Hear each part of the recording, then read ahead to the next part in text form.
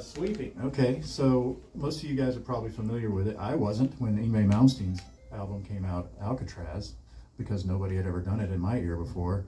And when I first heard it, it was baffling.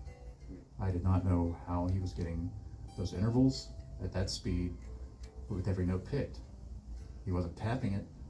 I could tell it wasn't too. I could tell he wasn't doing what Eddie was doing. And by the way, I was there when Eddie's first album came out with Van Halen, and everybody in the world heard Eruption for the first time, two-hand tapping on the fretboard, which we'll also get into in a minute.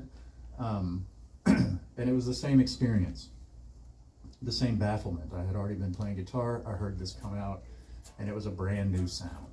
And that's not something that, from a centuries-old instrument, you get every day, a brand new sound. And so when Yngwie's appeared on the Alcatraz album, I didn't know who he was. He was just a kid. He was like 21 years old. And he was doing this neoclassical style. And it was all new to my ear. I had heard some bits of neoclassical mixed with metal from Randy Rhoads and Ole John Roth. But I had never heard it done like Yngwie did it, and he rocked my world, man. When I heard that, I was awestruck, and I wanted to know how he was doing it. So he didn't invent sweeping arpeggios, but he did put it where it is now in the guitar lexicon, which is basically, if you're going to play shred, this is one of the touchstones, the defining techniques of shred, is being able to sweep through arpeggios. So what arpeggios are, they're just broken chords. And at its simplest, you can imagine sweeping if you were just going to take a C chord and strum it down up, but just do it one string at a time.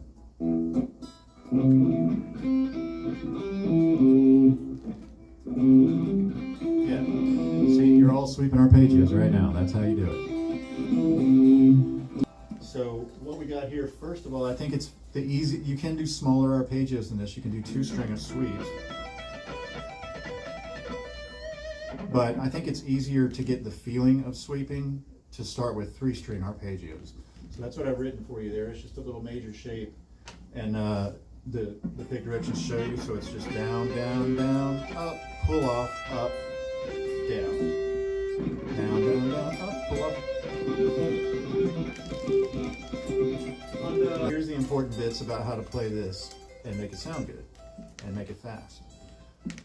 Just like with all the other licks, we want to isolate the notes. So that's more difficult in this because what we're doing is we're outlining a chord. And that's why you don't see it here when I first showed you the C chord. So it's impossible to mute the other strings. I don't want to advance to 9 yet, so let's keep talking about 8. So just like David mentioned earlier, I'm using a technique called pick slanting. And I'm going to angle the pick in the path of least resistance from the direction that I'm dragging it. So I'm going to angle it towards myself and then towards the ground. I'll just exaggerate here.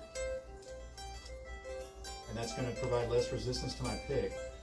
Now the important bit here is that you don't individually pick each note. I see you over there, Eva. You want to drag it, yes, exactly like that, like a controlled strum. And just drag it down and up like that. And try not to dig too deep below the plane of strings. Just touch the pick to the strings. Don't dig too deep in it.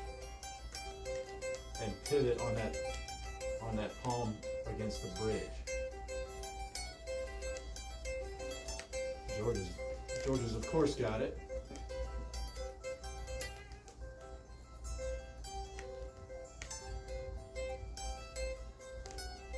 Y'all are looking good, man.